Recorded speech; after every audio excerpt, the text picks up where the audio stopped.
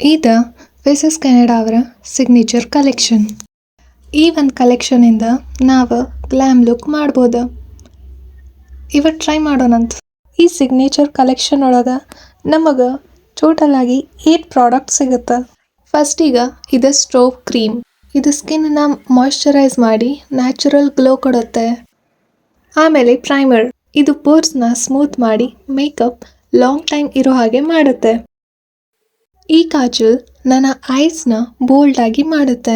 ಮತ್ತೆ ಈ ಮಸ್ಕಾರಾ ಲ್ಯಾಶಸ್ನ ವಾಲ್ಯೂಮ್ ಜಾಸ್ತಿ ಇರೋ ಥರ ಮಾಡುತ್ತೆ. ಈ ಬ್ಲಷ್ ನ್ಯಾಚುರಲ್ ಫ್ಲಶ್ ಕೊಟ್ಟು ಫೇಸ್ ಇನ್ನು ಫ್ರೆಶ್ ಆಗಿ ಕಾಣೋ ಥರ ಮಾಡುತ್ತೆ.